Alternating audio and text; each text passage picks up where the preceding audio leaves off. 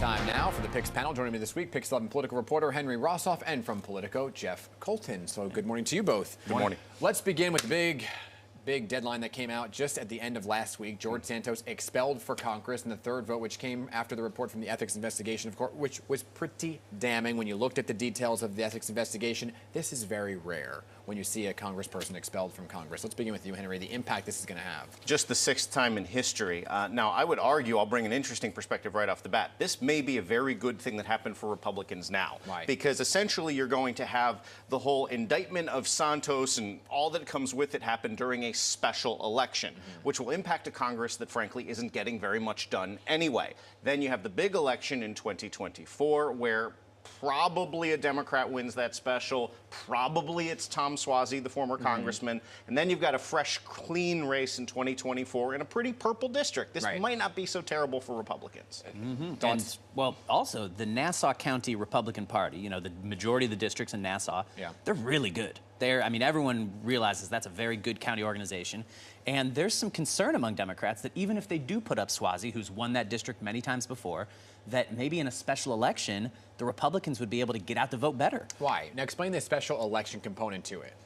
This is going to be February, cold, off-cycle. Like, of course, it's big news. A lot of people are going to know that, you know, we have to replace George Santos, but still, it's going to be relatively low turnout. These things are always relatively low turnout for a special. So it's a different dynamic than a typical election, and that makes it a little more of a toss-up. It's going to be hard to predict. And the money may not necessarily pour in, because as far as balance of power in Congress, you go from like a 4 majority to like a 3 majority for Republicans. It's a divided Congress, and so there's no reason for donors to get especially excited about this. So it really is the grassroots stuff Jeff's talking about. It's interesting because Republicans waited the third vote to finally do this because they were holding on to the fact that they needed his vote. So what changed in the sense that we don't need that vote anymore? It's got to be just the absolute amount of public pressure. I mean, we're already seeing every arm of the Democratic Party is trying to put Santos on the other New York Republicans and all Republicans across the country. They're saying Santos is your guy, your party. That's why you need to be voted out in 2024. So I think that got too high. And that ethics report was damning. You couldn't hide behind there was no due process when you have a document like that that just lays it all bare. Yeah, allegedly with Botox, allegedly with OnlyFans accounts and Hermes products. All and with so on. voter money. Exactly. And the worst is yet to come. I mean, they're still pending criminal charges and everything else. All right, to be continued on that front as we gear up for the special election. I know you guys will be all over that. Let's talk about the other big story of the week, and this is a talker: congestion pricing.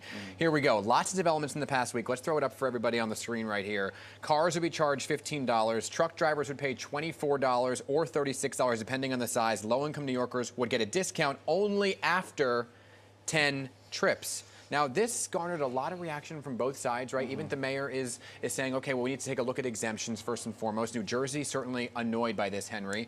So what is the answer here? You know, were you surprised that it actually kind of came to fruition so quickly?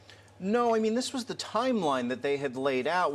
The most surprising development last week was maybe that Mayor Eric Adams began distancing himself from this proposal, even though this is, you know, $6 less than the $21 figure people were talking about. There are some breaks for low-income New Yorkers. So they did some of the things, but I feel like the mayor's instincts, which are very politically sharp, can tell that this is going to be a rough patch. Well, and you also look at the bipartisanship. You have Nicole Maloney-Talk as a Republican and Josh Gottheimer, a Democrat, coming together now saying, Yeah, they're seeing this as a populist vision. You know, we can win political points by criticizing this program. And I do feel like the congestion pricing supporters have been losing the political communications battle in emphasizing this is a good thing for you know, air quality and congestion. To the drivers? Losing the battle to whom? They've been losing the battle to, yes, the opposition, to the drivers, to the people that don't want to pay that toll and don't want to have congestion pricing. So this does seem like it is absolutely going to happen. It's moving forward.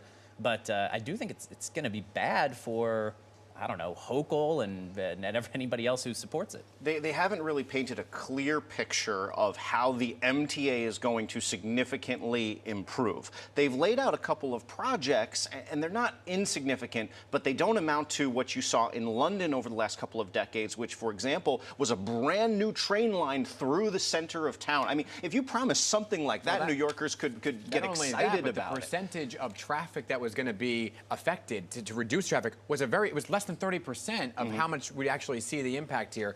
We'll see what happens. New Jersey's continuing their lawsuits. They're saying They're not done with their fight just yet. Jeff, good to see you. Henry, always good to see you. And